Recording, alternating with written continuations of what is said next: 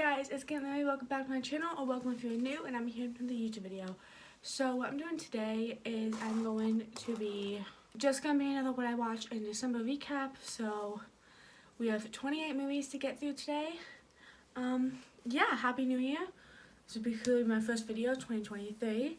So yeah, social medias are right here, and let's just get started. Movie that I watched was Goodnight Mommy 2022, the remake. I like this one. If you've seen the remake and the original, can you put down what movie do you think was better at hiding the twist? I think this was a really good movie. I do think it went not pretty fast, but there was a lot of build up to in the original, to them actually questioning their mom, and this just kind of leaped right into it. I liked seeing all the different stuff that happened. I was excited because it was pretty gruesome, the Austria one, there were some parts that were gruesome, so I was kind of excited to see them if it would go even more or even worse, but they didn't really show anything about this one, so I was a little bummed about that. But I did like it. I give that an 8 out of 10.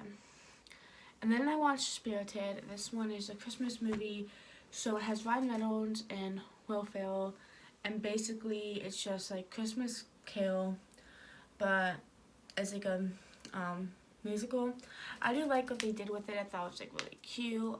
Some parts are stupid, but the ones that get in the part I was oh, I really like this movie, so I do recommend you watch it. It's on Apple TV. And then we have Silent Night. So this movie was not what I expect. I didn't know what to expect. I just saw the title and the picture and was oh, okay, I'll just watch it. But it's just a Christmas movie. Basically, what's gonna happen is I think it's an atomic bomb or something, and everyone is going to die. So it's the last night before they do it, and they say they want to take a pill. So have them go with the atomic bomb and all the suffering. They're just gonna take the pill and die in their sleep. So it deals a lot with that. It is British. Those movies are, I hate to say it, but they're not really that good. But I give that a 7.5 out of 10. And then we have The Mistletoe Inn. This is a Hallmark movie. I didn't watch as many Hallmark movies as I wanted to this year, but I guess that's okay. This is basically about this writer and her boyfriend is about to get published, so he breaks up with her because she's not a serious writer. So she goes to this writing retreat to get better at writing and finish her book. That was a 9 out of 10. And then we have Prancer. So this movie was honestly pretty good. I've watched this before. I think this is my third time watching it. It is. I wouldn't expect a lot. It's really slow, but it's kind of sad, and I almost cried watching it. But yeah, it's an 8 out of 10. And we have P2. This is supposed to be another Christmas movie. It's based on this woman who is leaving a work party, and then I guess she gets trapped, and it's the janitor ends up kidnapping her. It's okay. I expected better, and honestly towards the end I was I don't even care if she dies. I just want this to be over, and I was just kind of getting annoyed with it. I didn't like it, so that was a 6 out of 10. And then we have Jolly Good Christmas. This movie is Hallmark, and let's just say that I didn't think it was Hallmark because I've never seen a Hallmark movie this bad. Basically about this person who goes into London, and he wants to buy his girlfriend a present, and he buys her a gift card, and apparently that's not good enough, so he gets a professional shopper to help him buy her the perfect present, because she understood what's gonna happen and everything, but it was just really bad. I don't know how to explain it. I really do not recommend you watch it, honestly. I don't even know what it's on. But that was a 5 out of 10. And then we have Fallen for Christmas. This movie I did not expect to as much as I do. If you have seen Overboard, this basically is the same premise except Christmassy. I do think it was really good. I didn't really think I would like it, but I did. It was cool seeing Lindsay Lohan in a movie again because I haven't really seen her in anything. That was an 8.5 out of 10. And then we have Black Christmas, the 2019 version. This one I honestly really liked. I do think there's a lot of man hating, and I didn't think about it until I just heard a podcast talk about it, and I was Oh. But I do think it's really cool. It's different than the original and the remake. So I do like that. I do think it was like really interesting. I don't think it gets all like it deserves all the hate it gets. I did like it. So that was an 8.5 out of 10. And then I have A Bride for Christmas. This is another Hallmark movie. About this woman who has been in 3 failed relationships. She like gets engaged, but then she ends up calling off the wedding. So what happens is this guy's making like a bet that he can like get someone to marry him by like Christmas. And of course like she is the lucky bride. I don't know. It's Hallmark, so you can expect like they actually fall in love and everything. But I do think it's cute and I did like it. So that's an 8 out of 10. Then we have Hairspray. This is a 2007 version.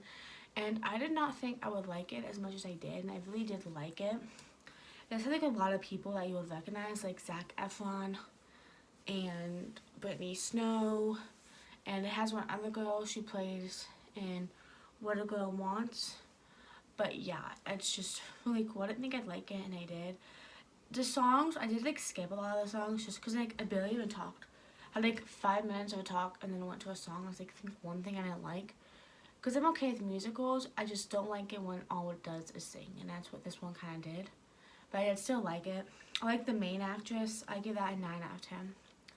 And then we have How the Grinch Stole Christmas, the 2000 version. I love The Grinch. Like, it's one of my favorite Christmas movie ever, and it's the remake that I like the live action. I just think it's so cool, and I have yet to see the Grinch horror movie, and I just want to watch that. So yeah, I'm just really excited. Not excited, but like, it's just such a good movie. And I didn't know if you've seen Gossip Girl with the one who plays the little sister. I don't remember her name, but Dan's little sister. She was the one who played Cindy Lou, and I was like, oh, I didn't even notice that. But it's a 10 out of 10. And then we have A Medea Christmas. This movie. It was so bad, and honestly, like, I just didn't like the characters, and I don't care what anyone says, you can be racist to white people, and that's what the grandma was. She was incredibly racist. I didn't like it. It was stupid.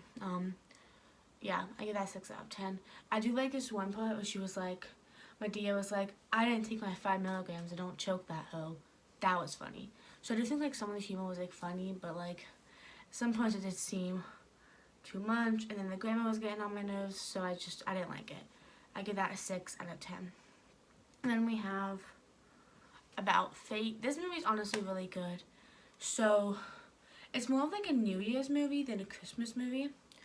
But it's basically, it has Emma Roberts, and I love her. It has Madison Peach, which I like her, and it has Britt Robertson. It's about these 2 people who like, one guy was like planning to like propose to his girlfriend. The one girl thought she was gonna get proposed to, but then she got broken up with. So like the boy and the girl kind of like, she didn't have to have a date to her sister's wedding. So he like pretends to be like the boyfriend that was supposed to propose to her. But I just think that this was a really good movie. I do think like near the end it was just like, I was just like, come on, hurry up, like end. Like it just felt a little bit dragged on towards the end. I don't know if it was just because it was dragged on or it was 12 o'clock at night and I was trying not to fall asleep. But that was an 8 out of 10. And then we have Christmas, Bloody Christmas. This movie, gosh, I don't really know what to say about it. I do think the whole like robotic Santa was really cool. So I did like that, but like I didn't like the sex in it. And it was just really kind of silly, honestly. But I mean, what can you expect from a movie that wasn't? I'm pretty sure it was a Shudder movie, so I guess that would explain. But that was a 6.5 out of 10. And then we have Await Further Instructions. This movie was honestly really good. I always forget that it's a Christmas movie, but I did like it. So like it's like this guy who like comes into like his family for Christmas, and then there's like black goo is like around the house, like he's not able to leave, and then all these instructions on the TV. I just think it was a really good movie. I was a little confused on the end, but yeah, that's 7 out of 10. And then I finally watched Violent Night. I love this movie. Very violent. I forgot his name, but I really like the guy who played Santa. He also played Hopper in Stranger Things. I really liked him. And then I just learned is that Violent Night was actually supposed to be an Easter movie, but the guy who played Santa didn't want to get in a bunny costume. But I do think that this was like a really good movie. I do like the little montages to Home Alone. I didn't really care about the family. I kind of just more cared about Santa. But yeah, that was 9 out of 10. And then we have A Cookie Cutter Christmas. This movie is just another Hallmark movie. It's about these like two teachers have like this rivalry, and then they go and like they do like this cookie baking contest and everything to try and like win the heart of a new dad. I do like it. I watch it every year. Well, I did watch it every year until I got rid of cable. But that's a 9 out of 10.